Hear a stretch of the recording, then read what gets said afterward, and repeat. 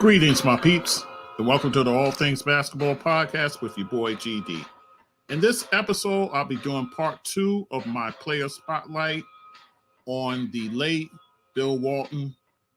We'll cover the rest of his pro career, and then also we'll talk about his commentating, which he had a full career with that as well. So we'll talk about all of it, accolades, what others are saying. You know how I do. So just sit back, relax, and enjoy the show.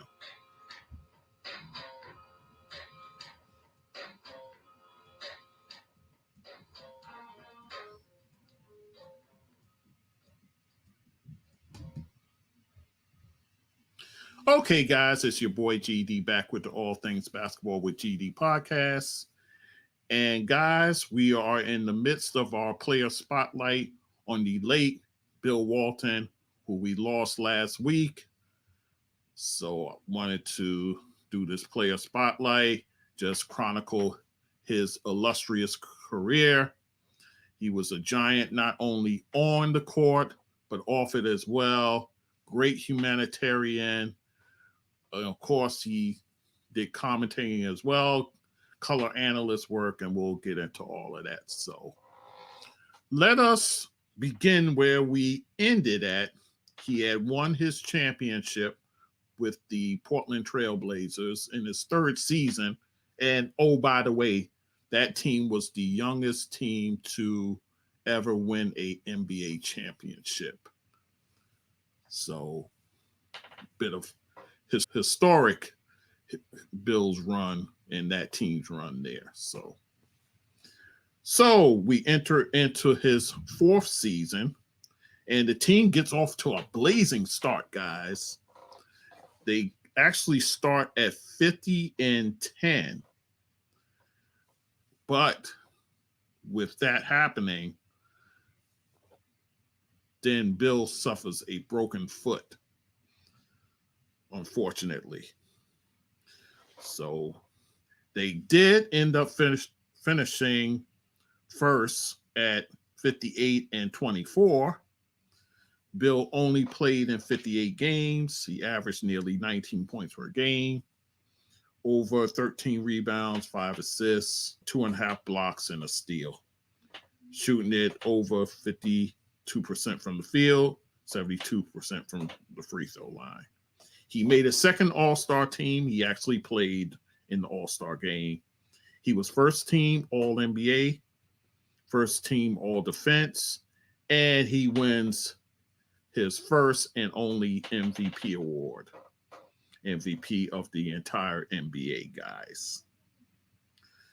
So he sustains the foot injury, and then they go into the first round of the playoffs playing the Seattle Supersonics.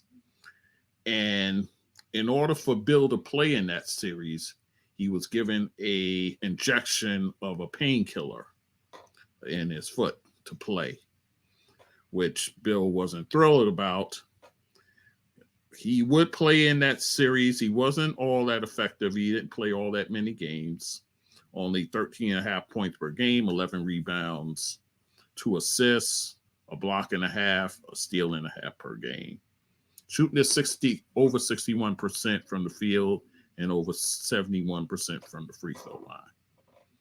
And then after that, so they get knocked out in the first round by the Seattle Supersonics, 4-2. And then after that series in the offseason, Bill tells the Portland management that he wants to be traded.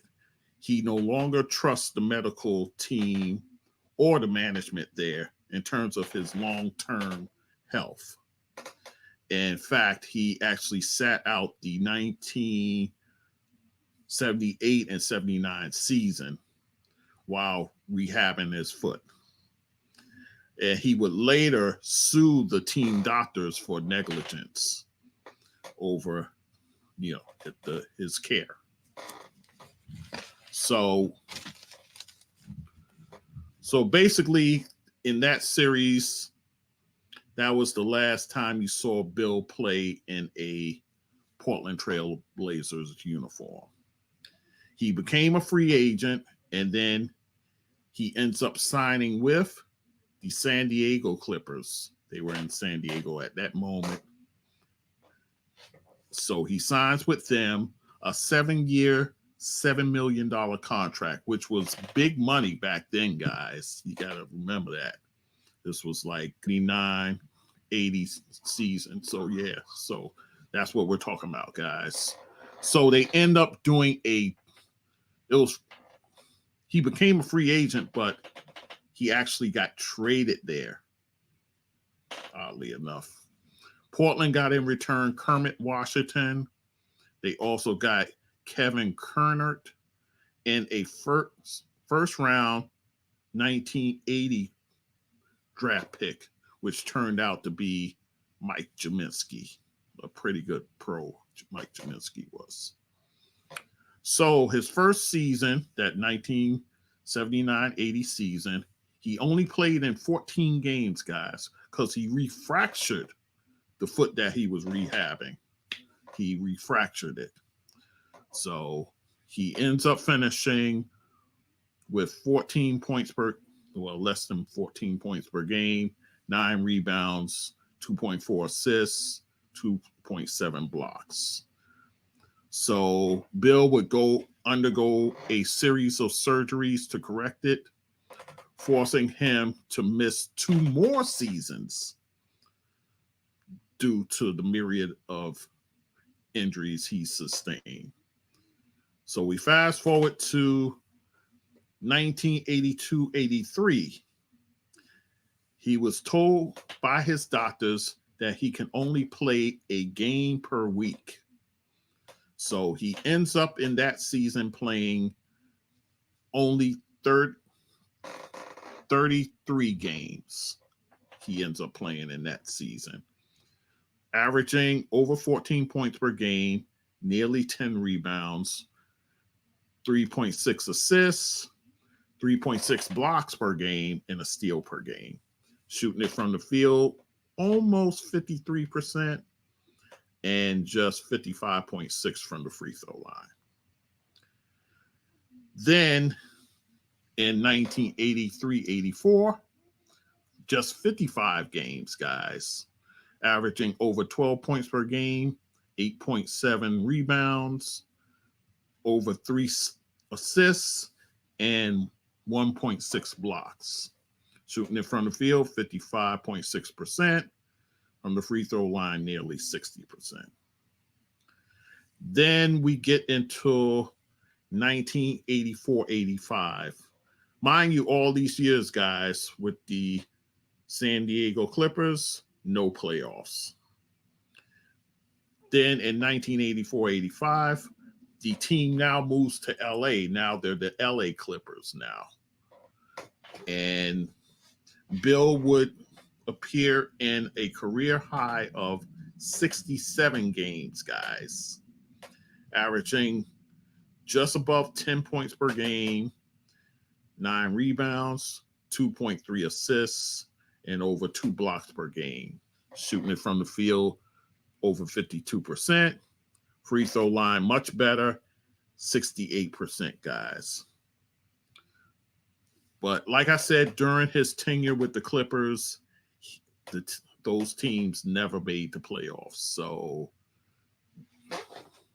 not good for Bill. But again, he's dealing with a conglomerate of injuries, guys. So he goes to the owner at the time, Donald Sterling, and convinces him to trade him in what would be his last year of his 7-year contract. So the only stipulation was that the owner, Donald Sterling, said, Bill, if I trade you, you have this deferred money that I owe you. You got to leave that on the table, and then I'll make the trade for you. So Bill, betting on himself, left the deferred money behind and got traded. His choice of teams was between the Boston Celtics and the Los Angeles Lakers. The Los Angeles Lakers, they balked at the idea of trading for Bill because they were concerned about his injury history. So the GM at the time, Jerry West, said, yeah, maybe not. So he was worried about, Bill being healthy enough to contribute to the team. Whereas Boston, Red Auerbach, actually at the time, Bill had called Red Auerbach to see if they could swing a deal to bring him in. And oddly enough, at the time he made the call to Red Auerbach, Larry Bird was in the office. Larry Bird, legend in Boston. And Larry Bird said, by all means, bring this guy in. Larry Bird, he knew about Bill Walton's exploits at UCLA. He saw what he did in Portland, and he figured this is a guy with a pretty high basketball IQ. He would be perfect for the Boston Celtics. So Red was pretty much convinced of bringing him in, and he did so. So Bill gets dealt to the Boston Celtics for Cedric Cornbread Maxwell and a 1986 first-round pick that turned out to be Arvydas Sabonis, the father of Domantas Sabonis. But actually, at this time, he doesn't enter the NBA as of yet. So, Bill Walton joins the likes of Larry Bird, Kevin McHale, Robert Parrish. Now, Bill, upon coming to Boston, he met with Robert Parrish to let him know he's only there to support him. He's not there to take his job. He's just there to be a support to him, which Robert Parrish revealed in when he was interviewed. He revealed that Bill came to him, which he respected and he appreciated, and he pretty much had no problems with bringing Walton in. So Walton, in his first game, a preseason game at Boston Garden, he gets a standing ovation, guys. So Bill Walton in Boston, a match made in heaven. So he joins them for the 1985-86 season. And in that season, Boston has a season for the ages, guys. 67 wins, 15 losses. First overall in the NBA. And Bill actually appeared in 80 games that season, guys. That is a career high for him. He only played 19 minutes, though, guys. A little over 19 minutes, averaging 7.6 points per game, 6.8 rebounds, so nearly 7, over 2 assists per game, and 1.3 blocks. Shooting it from the field, 56% from the free throw line. Another high for him, 71.3% from the free throw line for Bill. Boston would go on to the playoffs. They would defeat the Chicago Bulls in a 3-game sweep. And that's the series where Jordan goes crazy in that one game. And still they lost. And then in the next round, they would beat the Atlanta Hawks 4-1. Then in the conference finals, they faced the Milwaukee Bucks, sweep them 4-0. And then in the finals, they would meet up with the Houston Rockets, who at the time had Akeem Olajuwon on there. Ralph Sampson was on the team. And they end up beating them 4-2. In that series, Bill Walton averaged 8 points per game, 6.7 rebounds, and over 2 blocks. For the season, guys, he ends up winning Sixth Man of the Year. He gets the Sixth Man of the Year award, making him the only player, guys, to win league MVP, finals MVP, and Sixth Man of the Year. That's what Bill Walton did. Oh, by the way, when he won his championship and his brother went on to the NFL and actually played in the Super Bowl, they are the only brother tandem to appear in a Super Bowl game and in a NBA championship. Thus, with Bill winning the NBA championship, the only brother duo to do that. So, once again, Bill's on top of the world, helping the Boston Celtics win their championship. The following season, 1986-87, Bill only plays in 10 games, guys. Of course, the injuries came creeping back and limited him. And also, guys, because he was there on the bench there, I believe in the playoffs, and the crowd was chanting for him, Bill, Bill, Bill. And he was thinking about going in there and playing.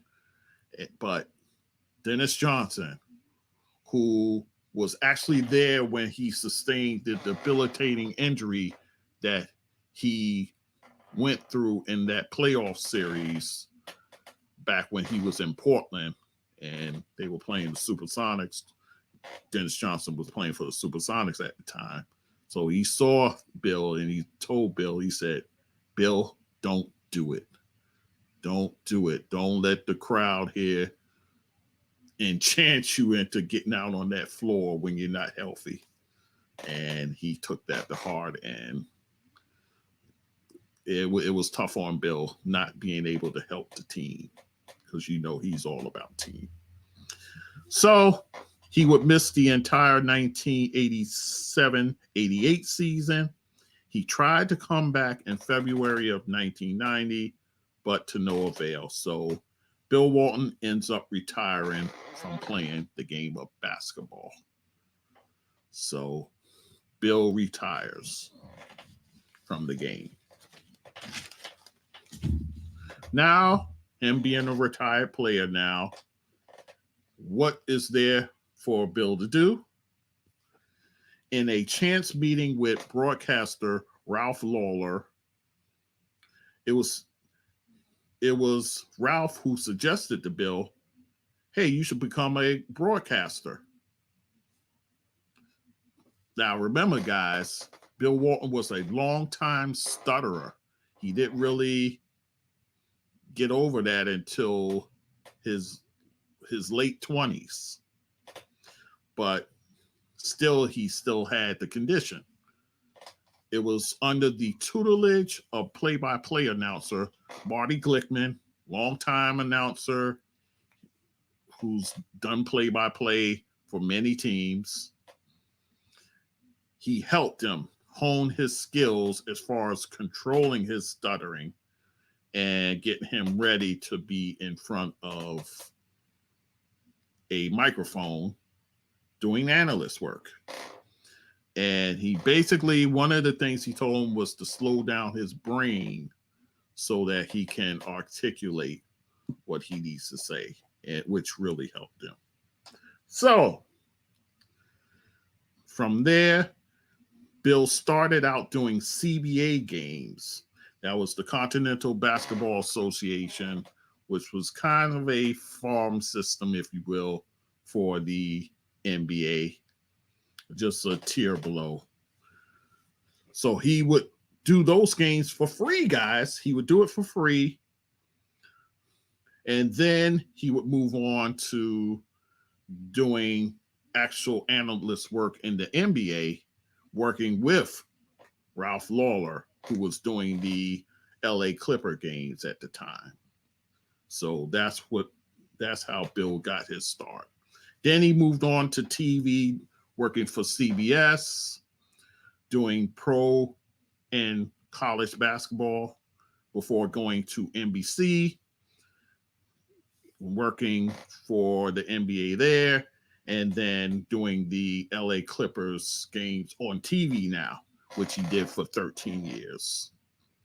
And at NBC, that's where they formed the team of play-by-play man Tom Hammond and another analyst and a former teammate of Bill Walton's, Steve Snapper Jones. And guys, when you think of the booth, think about this team being like the Mike Breen, Jeff Van Gundy, and Mark Jackson. This was the predecessor to those guys, where they have the banter back and forth between Van Gundy and Jackson. Van Gundy was like the Walton in that booth, and Mark Jackson was like the Steve Snapper Jones in the booth. And then, of course, Tom Hammond was like Mike Breen. So those guys were the predecessors for that because they went at it. Bill and Steve Snapper Jones did. Those guys, and it was entertaining. It was entertaining. And Bill, the king of hyperbole, he could come in there saying that Greg Ostertag is the best center in fact, it was when the Bulls played the Utah Jazz in the finals, where he said Greg Ostertag was the best center in the series, to which he wasn't that far out of it by saying that, because Greg Ostertag, he was a guy who was, solid, much better than the centers that the Bulls had to offer up, but what can you do? Anyhow, so he and those guys worked together for a long time. Then he started working for ABC and ESPN starting in 2002, going all the way to 2009. Actually, in 2009, that's when Bill started to experience back problems. And it was so severe that he couldn't even get out of bed. And he had to miss covering a game. So much so, ESPN, you know what they did? We understand you're going through problems, Bill, health-wise, but we got to let you go. So they let him go in 2009. So Bill now out there, no job, in this pain. I got to do something.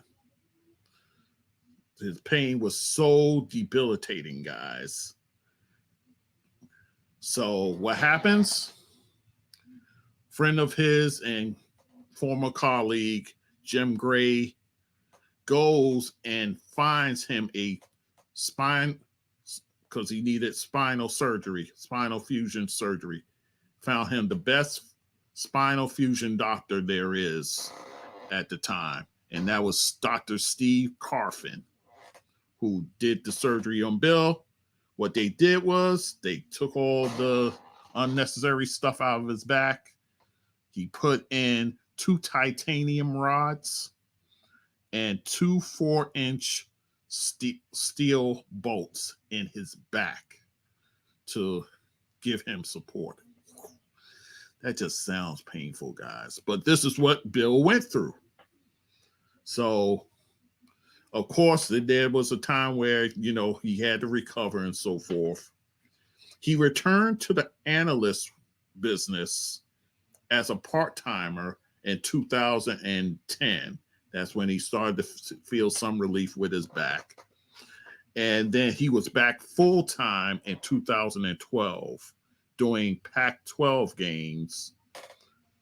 Pac-12, he considered that the League of Champions for ESPN. And then now he hooks up with a play-by-play man by the name of Dave Patch, who he ends up having a long-term relationship up until this year, 2024. Bill would go on to win awards as far as his work, analyst work, Emmy for Best Live Sports Television Broadcast in 2001. And then he won the Southern California Sports Broadcasters Association Award called the COSIDA. Oh, I'm sorry. The Southern California Sports Broadcasters Association Award. He won that 7 times, guys. And then the COSIDA, that's the College Sports Information Directors of America, Dick Enberg Award. He won that in 2018, guys. Bill was a longtime vegetarian. I think I had mentioned that in the previous podcast, the previous episode. He practiced meditation as well, guys. I talk about him being a cyclist. He's a longtime cyclist. And I spoke about him being a big-time fan of the Grateful Dead. He saw nearly 1,000 shows of the Grateful Dead. He's also a fan of Bob Dylan, Neil Young, Fish, guys who usually close out at Madison Square Garden at the end of the year, and the Allman Brothers. In fact, the Dead and Company band actually did a video tribute for Bill Walton just recently because they're doing a residency at the Sphere in Las Vegas, and they did a tribute to Bill Walton there. And yeah, so Bill also has appeared in movies and doing cameos like Celtic Pride, Semi-Pro, Little Nicky, Forget Paris, and he was even in Ghostbusters. I don't even remember it, but I guess I gotta go back to the original Ghostbusters and try to find that. He also appeared in a Katy Perry video, guys, with forming a fictional broadcast team with Rich Eisen of the NFL Network. I'll talk about Rich Eisen in a minute. And also he had his own reality show called Bill Walton's Long Strange Trip. So Bill, a gregarious character in the game of basketball, not only on the court, but off it as well, doing the commentary and so forth. And a longtime contributor to ESPN radio shows all up and down the dial. And unfortunately, guys, he passed away on Monday, May 27th, from colorectal cancer. And a lot of people are saying they even know he had this cancer, because that's the way Bill was. He wanted to show you he's full of life, he's full of energy, and he didn't want anybody feeling sorry for him. That's the way Bill Walton was. So he passes away at his home in San Diego, surrounded by family. He passes away at the age of 71, guys. He is survived by his longtime wife, Lori, his wife of 32 years, and his sons, Luke Walton, who, oh, by the way, guys, he was named after who Bill considers his best teammate ever, Maurice Lucas. He considered him his best teammate, and the best player he's played with, Larry Bird. That's what he says. So Luke, Nathan, Chris, and Adam. Oh, by the way, all of them played basketball competitively at some capacity in their lives, following the footsteps of their dad, Bill. So, with that said, that is the Bill's story there. We'll get to his accolades, what Bill has said, and what others are saying about him, and some other tributes and so forth. So, the accolades, guys. Like I said, Bill won an Emmy. So he won another Emmy. This is a different one, guys. He won this one for environmental documentary that he did in the Philippines. And this was in 1979 that he won the Emmy for that. He was inducted into the UCLA Athletics Hall of Fame in 1984, and that was the inaugural class. His jersey was retired by the Portland Trailblazers in 1989, and then UCLA the following year in 1990. He was inducted into the Bret Bart Hall of Fame by the San Diego Hall of Champions, and also in 1990. He won the NBPA Oscar Robertson Leadership Award in 1991. He was inducted into the Naismith Hall of Fame and the Oregon Sports Hall of Fame in 1993. Inducted into the Verizon Academic All-American Hall of Fame in 1994. Inducted into the National High School Sports Hall of Fame in 1997.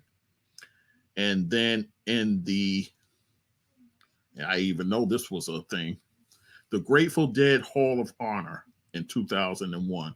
And that's it. As an inaugural inductee, guys.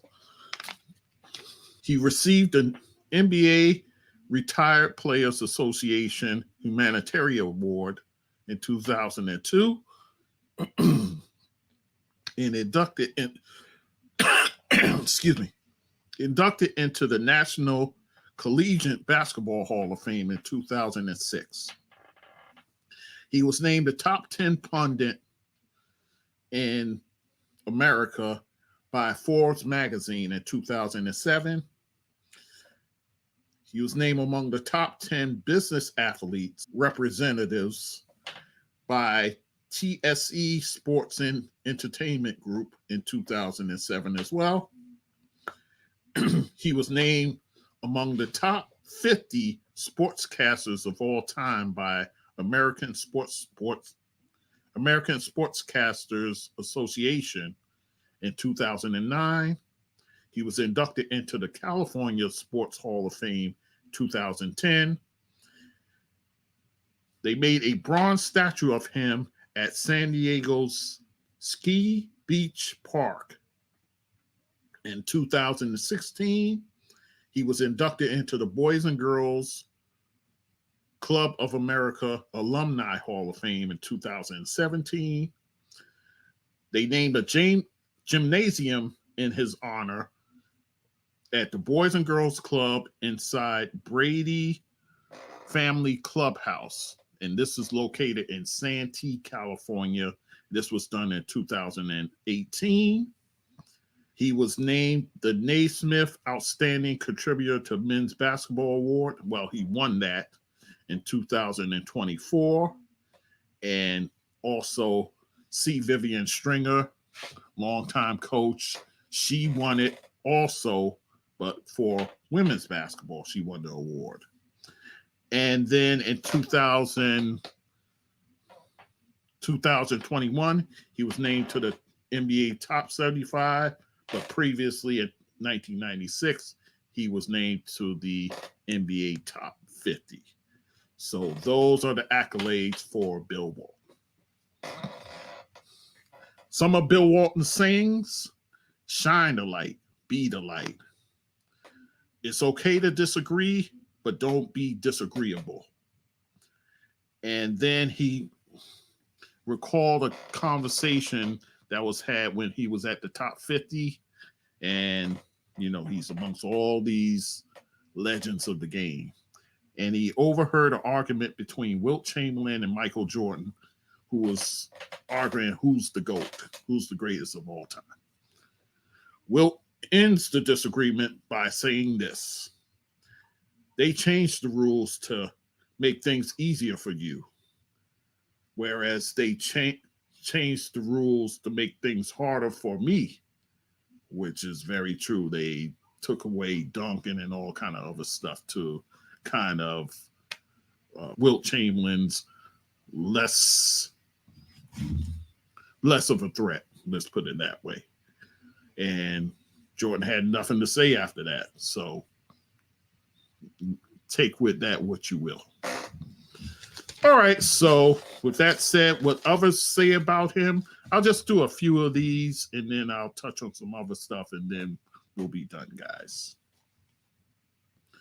Now, this is from Michael Kidd Gilchrist about Bill stuttering. It was great for me to witness him, a pillar of the stuttering community. Michael Kidd Gilchrist, he also suffers with stuttering as well. So he saw Bill Walton doing his thing, so he had a role model as far as that community goes. So that's what Michael Kidd Gilchrist said. Former player in the NBA. Kareem Abdul-Jabbar. Now, he has an article on Substack that you guys can read there. And then he also does about almost a 3-minute long video about the passing of Bill Walton. But here's just an excerpt of it. He had wanted to be more like me on the court, and I wanted to be more like him off the court. That's what Kareem said. That's part of what he said. But again, there's a 3-minute video. You can find it on YouTube. And then Kareem has a Substack where he has an article there about Bill Walton. My family and I love and appreciated your spirit. Rest in peace, Bill Walton, with a white heart emoji. And that's from current Boston Celtic, Jaylen Brown. And then here's another one. Bill Walton laughed at himself, cared deeply about people history ignored, and was one of the greatest athletes to walk the earth. A planet he both adored and transcended. Rest in peace, broken heart emoji. And this is from Pablo Torre of ESPN. Rest in peace to a true legend and a one-of-a-kind personality, Bill Walton. We know Bill's legacy will continue to shine on. And this is from the University of Arizona's men's basketball team. That's what they had to say. Bill Walton is legendary and was a great man. Rest in power, Bill. And that's from Gilbert Arenas, former NBA player. And actually, he told a story on this podcast about how Bill went to him and said, you need to have a good game because I'm going to hype you up, basically. So he told him ahead of time. And actually, Gilbert Arenas I think he dropped a 50 burger on them. So, and let us continue. My favorite Bill Walton experience. He came to visit us at the Jump. Saw a framed photo we had on set of Bill Russell, his favorite player, and simply walked over, grabbed it, and took it home. The whole thing was absolutely delightful. What a force. He will be so missed.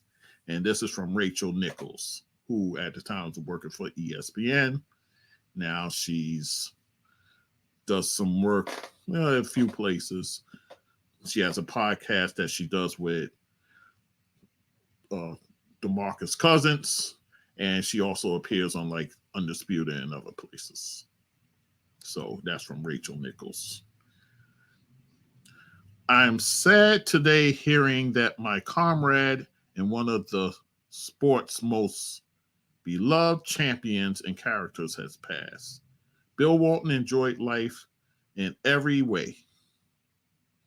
To compete against him and to work with him was a blessing in my life. Sorry for your loss, Walton family. We'll miss him too. Doc.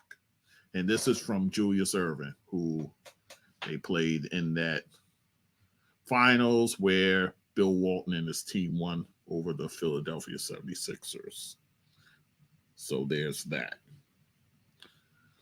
Rest in peace. No, rest in paradise, Big Red. And this is from LeBron James as he reposts a Portland Trailblazers tribute video that they did for Bill Walton. And then I have a few more here. Let's go to the commissioner of the NBA, Adam Silver. This is what he had to say. Bill Walton was one of a kind. As a Hall of Fame player, he redefined the center position. His unique all-around skills made him a dominant force at UCLA and led to an NBA regular season and finals MVP, 2 NBA championships, and a spot on the NBA's 50th and 75th anniversary teams. Bill then translated his infectious enthusiasm and love for the game to broadcasting, where he delivered insightful and colorful commentary which entertained generations of basketball fans. But what I will remember most about him was his zeal for life. He was a regular presence at league events, always upbeat, smiling ear to ear and looking to share his wisdom and warmth. I treasure our close relationship, envied his boundless energy, and admired the time he took with every person he encountered. A cherished member of the NBA family for 50 years, Bill will be deeply missed by all those who came to know him and love him. Heartfelt condolences to Bill's wife, Lori, his sons, Adam, Nate, Luke, and Chris, and his many friends and colleagues. That's from Adam Silver. This is from John Mayer, musical artist. Bill Walton lived a life that the rest of us could only hope to achieve on our second or third go round. He had an eye towards the truly important stuff, the stuff we already know better than to lose sight of, but often do. One of Bill's great talents was to reorient you so as to stand beside him and see the light in life that he refused to break eye contact with. The climb to acceptance is steep in the Grateful Dead universe, and Bill gave me a huge lift up those stairs with his kindness, his encouragement, and his friendship. He will be deeply missed, but his approach to life will never be forgotten. I think it's pretty good advice that when times get tough, everything will be okay if you just pretend to be Bill Walton. Thank you, Bill.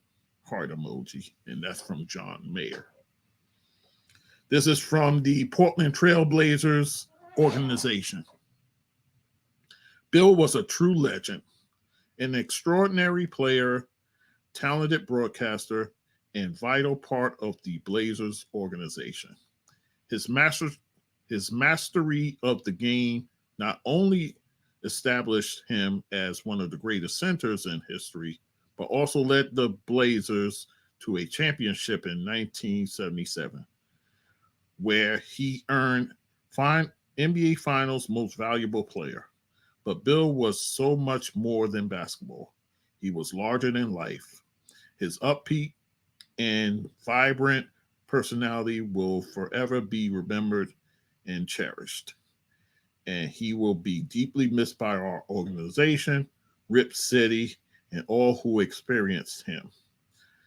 Our love and condolences go to Bill's wife, Lori, and his sons, Adam, Nate, Luke, and Chris. And that is from the Trailblazers organization.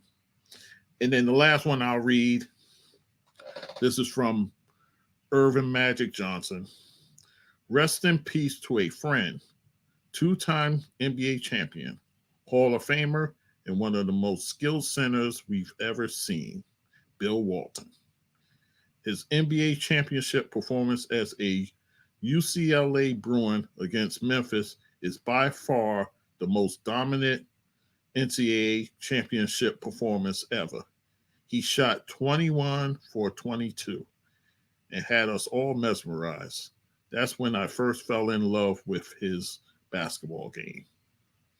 They talk about Nikolai Jokic in the NBA now, being the most skilled center, but Bill was first. From shooting jump shots to making incredible passes, he was one of the smartest basketball players to ever live. Bill was a great ambassador for college basketball and the NBA, and he will be sorely missed. Cookie and I send our condolences and prayers to his wife Lori and kids Luke, Nathan, Chris, and Adam, and all of his loved ones. Praying hands emoji. And that's from Magic Johnson. And then, guys, you have the various shows he's gone on. I listened to Rich Eisen. He tells a fabulous story about Bill Walton. Because remember, they did the Katy Perry video together. So he has a great story that he tells. Al Franken, also a Grateful Dead follower like Bill. So they formed a friendship there. He does an awesome tribute to Bill. Dan Le Batard, I watched their tribute to him, and then I watched one time that Bill came on the show. Absolutely. You can go on YouTube, find it, where Dan Le Batard asks him how he's doing, and Bill Walton goes 7 minutes straight until he stops and asks another question. That was Bill Walton, man. If you don't rein him in, he'll just keep going. So that's something you could check out on YouTube. Also, there's a clip there from NBA Today on ESPN with Malika Andrews. She was talking to Mike Breen, and Mike Breen tells this absolutely heartbreaking story about Bill Walton, what he did for Mike Breen's dad, who was suffering from Alzheimer's at the time. Awesome story. Dave Patch, he's been on a number of different shows giving his perspective, his longtime partner in the booth. And then Larry Bird, he does a tribute, I believe, on Yahoo Sports. If you get a chance to check it out, where he talks about his friend, Bill Walton. And there's a myriad of others that you can find on Twitter or X. But all of that to say, for me, I just enjoyed. I only got to see him play, after all the surgeries and so forth when he was with the Boston Celtics. Of course, me being a Knicks fan, I'm not too thrilled about that. But it was something about Bill where I was like, okay, it's Bill Walton. Okay. But yeah, and in terms of his commentating, I loved it because you could see his passion for the game. Sure, he gave you crazy hyperbole, but that was just part of the entertainment of the game. There's some people that, want the people in the booth to be so serious. But Bill wasn't, he could have made room for that, but he wanted to bring fun to the booth. And you got to respect that. I did. So I say all that to say I love the guy. Anytime he came on, because he used to come on Michael K's show, and I would watch when he came on there. So an absolute character, someone who was good for the game, somebody full of life, somebody full of zeal, and somebody who just want to put a smile on your face. And I heard a couple of people say it, but the world just got a little sadder because we don't have Bill Walton. So condolences to his wife, Lori, and to his boys, Luke, Nate, Chris, and Adam. We send our condolences to you at this moment in time. Bill will be missed. and he's loved by millions and millions for what he has brought to the game of basketball. The true ambassador of the game of basketball, a giant in more ways than one, not just his height, but his personality, his character, and the man himself. So just wanted to do that quick spotlight. Guys, I'll be giving you the NBA Finals preview shortly, and then I'll also talk some WNBA stuff. A lot going on there. A lot of people I got to take to the woodshed. So we'll get to that, but I had to do this tribute here. All right, guys. So with that said, all things basketball with gd.com. That's the website there. You can support me on the website. I got a bunch of buttons over there. You can support me there. Buy me a coffee, PayPal, Spotify. You can support me that way. CashApp, gdthatsportsdude. $ gdthatsportsdude. That's the Cash App. If you want to support this podcast, by all means do, guys. And then on all the platforms, I'm there. YouTube, I'm there as well.